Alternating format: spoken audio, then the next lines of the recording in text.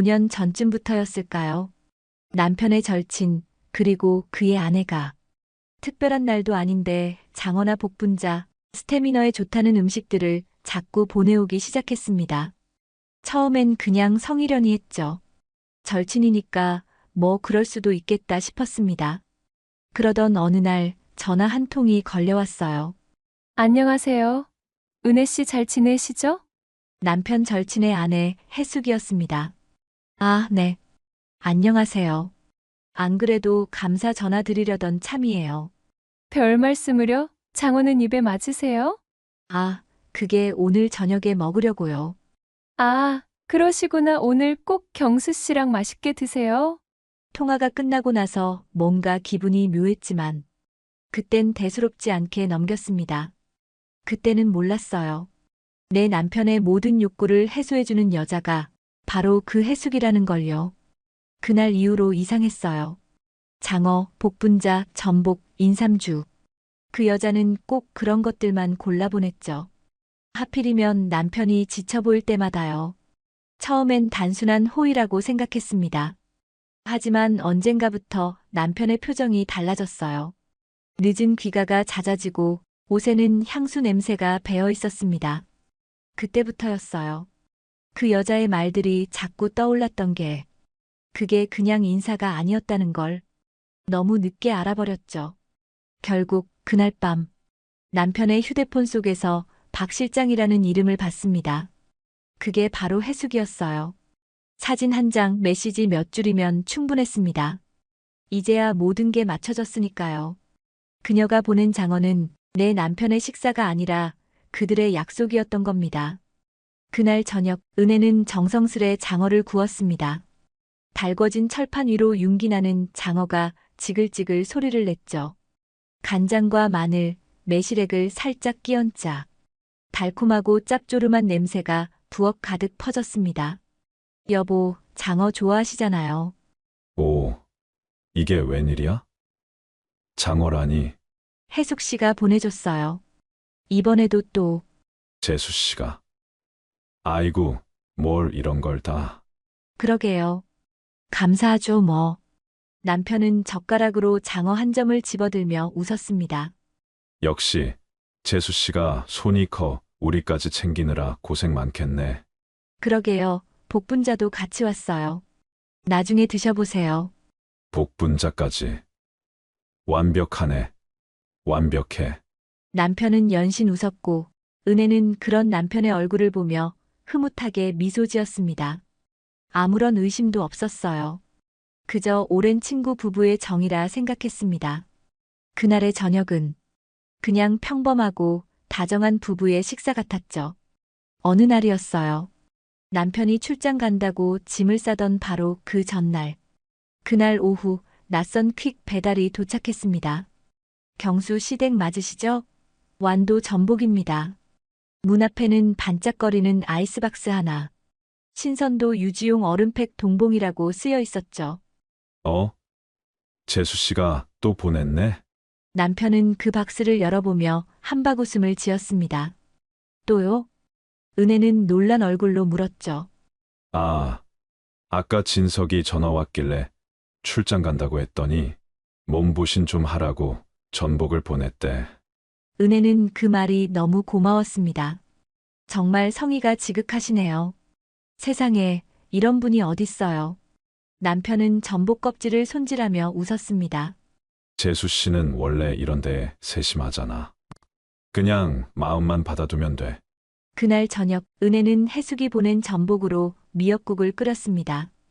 은은한 향이 부엌 가득 퍼졌죠. 출장지에 도착한 남편에게서 전화가 왔습니다. 잘 도착했어요. 저녁 꼭 챙겨 먹어요. 늘 그랬듯 다정한 목소리였죠. 전화를 끊고 나서야 생각이 났어요. 큰아이 문제로 상의해야 할 게 있었거든요. 저는 급히 다시 전화를 걸었습니다. 신호음이 길게 이어졌습니다. 한 번, 두 번, 세 번. 무슨 일인지 받지 않더군요. 두 번의 신호음 끝에 남편이 전화를 받았습니다. 여보. 남편의 목소리가 조금 떨렸습니다. 숨도 약간 가빴고 말끝이 흔들렸죠. 아, 지금은 나중에 얘기하자. 좀 피곤해서. 괜찮아요? 목소리가 왜 그래요? 아니, 방금 계단 좀 올라왔어. 하, 아. 나중에 얘기해요. 은혜는 잠깐 멈칫했지만 이내 웃으며 말했습니다. 당신도 참. 일 끝냈으면 좀 쉬시지. 나중에 이야기해요. 그래. 고마워. 그대로 통화는 끝이 났고 그 흔들리는 목소리 뒤에 감춰진 진실을 전혀 알지 못했습니다. 출장은 이틀이었습니다. 남편은 평소처럼 피곤한 얼굴로 돌아왔죠. 은혜는 그저 반가운 마음에 웃으며 짐을 풀었습니다. 어서 와요. 고생 많았어요. 남편은 무심히 고개를 끄덕였고 샤워를 하러 방으로 들어갔습니다. 은혜는 캐리어를 열어 옷을 꺼냈습니다. 셔츠, 양말, 가디건. 그리고 그 가디건 위에 낯선 색의 머리카락이 눈에 들어왔습니다. 붉은 빛이 살짝 도는 자신의 것과는 전혀 다른 길고 가는 머리카락. 순간 손끝이 멈췄습니다. 숨이 목구멍에서 걸렸죠. 호텔 청소할 때 묻었겠지. 그럴 수도 있잖아. 스스로 그렇게 말하며 그 머리카락을 조심스레 떼어냈습니다. 하지만 아무리 생각해도 그 색깔이 마음에 걸렸습니다. 그날 밤 은혜는 남편의 가디건을 세탁기에 넣으며 자꾸 그 머리카락을 떠올렸습니다. 가느다란 선 하나가 자신의 믿음을 서서히 끊어내고 있었죠. 친정엄마가 편찮으시다는 연락을 받았습니다. 병원에 며칠 입원하신다고 하더군요. 이틀 정도만 다녀올게요. 은혜는 짐을 간단히 챙기며 남편에게 말했습니다. 남편은 TV를 보던 시선을 잠시 돌렸습니다. 그래. 걱정 말고 다녀와요. 난 잘 챙겨 먹을 테니까. 그래도 냉장고에 반찬 좀 넣어놨어요. 출출하면 데워서 드세요. 괜찮아요. 요즘은 배달도 다 있으니까. 은혜는 그 말에 살짝 웃었습니다. 그래도 집밥이 낫죠. 당신 밤늦게 라면만 먹지 말아요. 알았어요. 남편은 짧게 웃으며 고개를 끄덕였죠. 그날 저녁 은혜는 친정으로 향했습니다. 며칠 전부터 편찮으시다는 엄마가 괜히 더 아프실까 걱정이 됐거든요. 괜찮다, 오지 말라 하셨지만 목소리에 힘이 없었습니다. 전화기 너머로 들리던 마른 기침 소리가 은혜의 마음을 자꾸 조급하게 만들었죠. 엄마를 챙기다 보니 저녁 식사 시간이 훌쩍 지나버렸습니다. 은혜는 손에 묻은 물기를 닦고 급히 남편에게 전화를 걸었어요. 여보, 저녁은 챙겨 먹었어요? 그럼 걱정 말라니까. 장모님만 신경 써요. 내가 같이 못 가서 죄송하네. 아니에요. 당신 일도 바쁜데 뭐. 일찍 자요. 그럼 끊을게요. 은혜는 부드럽게 인사하며 전화를 끊었고 화면은 통화 종료로 바뀌었죠. 하지만 그날따라 전화가 완전히 끊기지 않았습니다. 잠시 후 남편의 낮은 숨소리가 그대로 이어졌습니다. 이제 됐어. 응. 괜찮아, 안 들려? 조용한 정적 속에서 무언가 옷깃 스치는 소리, 숨을 참는 듯한 간격이 들렸습니다. 오늘따라 더 좋았어. 그 말 뒤로 짧은 숨소리만 이어졌고 곧 모든 소리가 사라졌습니다. 누군가에게 말을 건네는 듯 했지만 작게 웃는 숨소리 외엔 아무 말도 들리지 않았습니다. 은혜는 고개를 저었습니다. TV 소리겠지, 드라마라도 보고 있나 보다. 그렇게 스스로를 달래며 휴대폰을 식탁 위에 내려놓았습니다. 이틀 만에 집에 돌아오니 공기가 어쩐지 낯설었습니다. 익숙해야 할 냄새가 조금은 다른 향으로 바뀌어 있었죠. 장모님은 좀 어떠셔? 많이 나아지셨어요. 이틀밖에 안 비웠는데 집이 썰렁하네요. 남편이 슬며시 다가와 은혜의 어깨에 손을 올렸습니다. 고생했지. 이제 좀 쉬어. 먼지 쌓였네요. 청소 좀 해야겠어요. 은혜는 자연스럽게 몸을 돌렸지만 남편은 뒤에서 천천히 그녀를 끌어안았습니다. 그만 좀 움직여. 그냥 잠깐만 이렇게 있어. 은혜는 그 품속에서 익숙한 온기 대신 낯선 냄새를 느꼈습니다. 피곤하시죠? 씻고 쉬세요. 괜찮아. 그냥 보고 싶었어. 남편의 손끝이 은혜의 손을 감쌌다. 은혜는 잠시 머뭇했지만 이내 그 손을 놓지 않았다. 그 오랜 거리감이 잠시 좁혀진 순간 은혜의 마음속엔 묘한 안도감이 피어올랐다. 방 안에는 숨소리만 남아 있었습니다. 길었던 거리감이 잠시 잦아들고 은혜는 그 온기를 믿고 싶었습니다. 그래, 아직 나를 원하잖아. 괜한 의심이었나 보다. 남편의 손이 느리게 이불 위로 떨어졌습니다. 은혜는 그 손끝을 바라보며 가만히 숨을 고르던 찰나 어제도 오늘도 최고네. 그 한마디가 공기 속에서 미묘하게 울렸습니다. 순간 은혜의 눈이 천천히 떠졌습니다. 아무 말도 하지 못한 채 그저 남편의 옆 얼굴을 바라보았습니다. 남편은 이미 잠든 듯 고른 숨을 내쉬고 있었죠. 하지만 은혜의 눈은 깨어 있었습니다. 그 한 문장이 방안을 식혀버렸고 그녀의 마음속 어딘가가 조용히 부서져 내렸습니다. 잠이 오지 않아 은혜는 조용히 거실로 나왔습니다.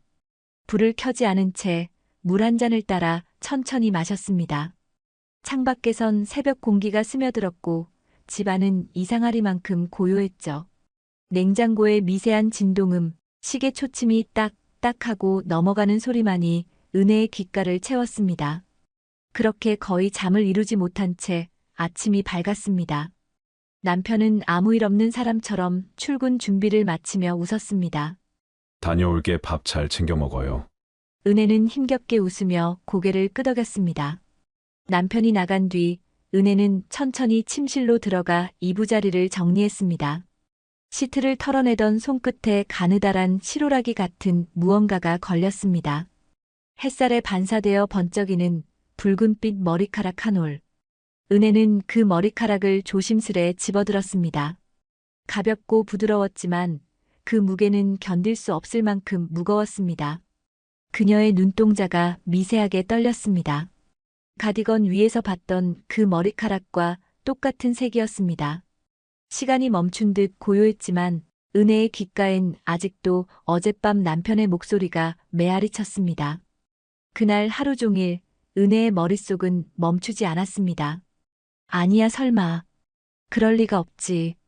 말도 안 되는 상상이라고 스스로를 다독였지만 그 생각은 자꾸만 형태를 바꿔 다시 떠올랐습니다. 가디건의 머리카락, 침대 위의 붉은빛, 그리고 남편의 말 한마디. 어제도 오늘도 최고네. 그 말이 머릿속을 계속 맴돌았습니다. 은혜는 견딜 수가 없어 휴대폰을 손에 쥐었습니다. 메신저를 열었죠. 남편 절친의 아내, 해숙. 그 이름이 화면에 떠올랐습니다. 손끝이 떨렸어요. 아니야, 그냥 확인만. 스스로 중얼거리며 프로필 사진을 눌렀습니다. 화면이 천천히 밝아졌습니다. 새로 바뀐 사진. 붉은 머리칼이 어깨에 닿는 해숙의 웃는 얼굴이 조용히 은혜의 시야 속으로 번져들었습니다. 순간 은혜의 손에서 휴대폰이 미끄러져 떨어졌습니다. 바닥에 부딪히는 소리보다 가슴이 무너지는 소리가 더 크게 울렸습니다. 며칠 후 또다시 택배가 도착했습니다. 완도 전복 그리고 장어 세트. 보자마자 가슴이 덜컥 내려앉았지만 은혜는 아무 말도 하지 않았습니다. 그날 저녁 남편은 언제나처럼 웃으며 상을 차려줬죠. 이야, 재수 씨가 또 보냈네? 은혜는 억지로 미소 지으며 숟가락을 들었습니다. 장어의 기름이 혀끝에 닿는 순간 목이 메었습니다. 삼킬 수도 뱉을 수도 없었죠. 그녀는 그저 웃었습니다. 가슴을 베는 심정으로 그 한 끼를 끝까지 삼켰습니다. 그리고 그 주말 남편은 골프 약속이 있다며 이른 아침부터 옷을 챙겼습니다. 은혜는 아무 말 없이 그의 뒷모습을 바라봤습니다. 점심 무렵 남편이 몰고 나간 차를 멀찍이 따라붙었습니다. 고속도로를 벗어나 도시 외곽으로 그리고 한 호텔 앞. 남편의 차가 서서히 진입로로 들어가고 조수석에 앉은 누군가의 실루엣이 햇살에 잠깐 비쳤습니다. 가슴이 철렁 내려앉았습니다. 손끝이 얼어붙은 채 은혜는 휴대폰을 꺼내 전화를 걸었습니다. 신호음이 몇 번 울리더니 전화를 돌린 듯 했고 메시지 하나가 왔습니다. 현재 통화 중이거나 업무 중입니다. 급하신 용무는 문자로 남겨주세요. 은혜는 휴대폰을 쥔 채 한참 동안 아무 말도 하지 못했습니다. 차 안의 공기가 묘하게 무거웠습니다. 그저 시선만 호텔 입구 쪽으로 고정된 채 시간이 흐르는 게 느껴지지 않았습니다. 심장 소리만 또렷하게 들렸죠. 그리고 20분쯤 지났을까? 조용히 휴대폰에 진동이 울렸습니다. 남편의 이름이 화면 위에 떴습니다. 여보, 지금 어디예요? 숨가쁜 목소리가 들렸습니다. 운동 중이었지 아이고. 오랜만이라 숨이 좀 차네. 왜? 무슨 일 있어? 은혜는 아무 말도 하지 못했습니다. 그 한 문장으로 충분했으니까요. 그의 숨소리, 그 말의 리듬, 이제와 들어보니 저에겐 익숙한 소리였습니다. 아니에요. 운동 잘하세요. 그녀는 그 말을 남기고 전화를 끊었습니다. 손에 쥔 휴대폰이 조용히 떨리고 있었죠. 그날 저녁 남편은 평소보다 일찍 잠들었습니다. 거실 불빛만 켜진 채 은혜는 무심코 남편의 휴대전화를 집어들었습니다. 잠금 화면은 되어 있지 않았습니다. 그녀의 손끝이 천천히 움직였습니다.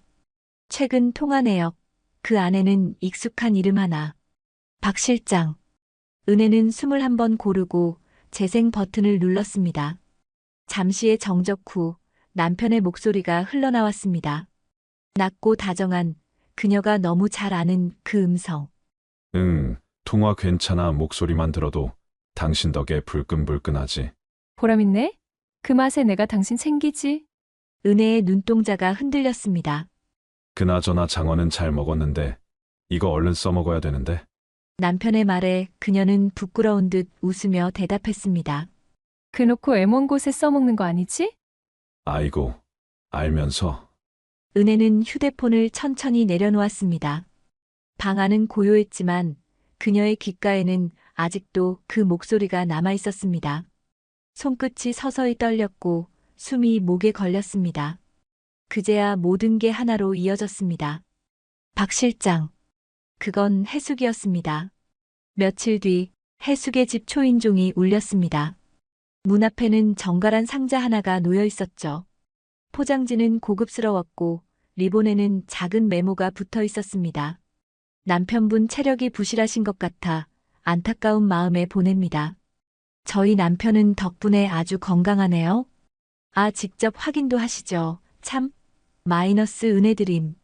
그날 그 상자를 받은 사람은 해숙이 아니라 그의 남편이었고, 그리고 잠시 후 남편의 휴대폰이 요란하게 울렸습니다. 네가 내 마누라랑 어떻게 그럴 수가 있어? 이 인간도 아닌 놈아!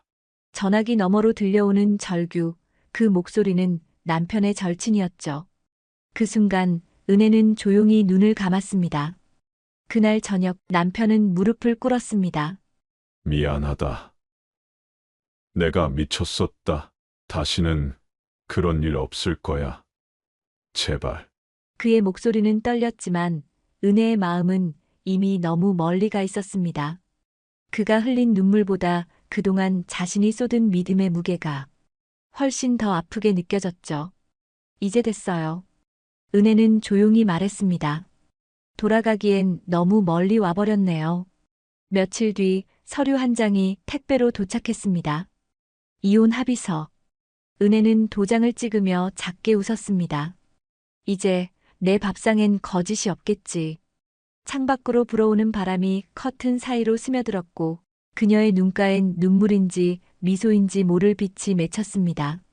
인생에서 가장 잔인한 배신은 낯선 사람에게서 오는 게 아니라 가장 믿었던 사람에게서 온다고들 하죠. 은혜는 끝내 울지 않았습니다. 그녀가 잃은 건 남편 하나가 아니라 오랜 시간 쌓아온 믿음이었으니까요. 하지만 그 믿음이 무너진 자리에는 또 다른 자신이 피어나기 시작했습니다. 이제 누군가를 위해가 아니라 자신을 위해 밥을 차리고 자신을 위해 하루를 살겠다고 다짐했죠. 사람은 누구나 실수를 합니다. 그리고 어떤 관계는 한 번의 실수로도 돌아올 수 없죠. 그건 냉정한 현실이지만 어쩌면 새로운 시작의 신호이기도 합니다. 은혜의 선택은 단호했지만 잔혹하지 않았습니다. 끝내 원망보다 자기 회복을 택했으니까요. 그게 그녀가 할 수 있는 가장 품격 있는 복수였습니다. 오늘 영상이 좋으셨다면 구독과 좋아요, 알림 설정 꼭 부탁드립니다. 여러분의 작은 관심이 저에게는 정말 큰 힘이 됩니다. 오늘 이야기에 대한 여러분의 생각도 댓글로 들려주세요. 감사합니다.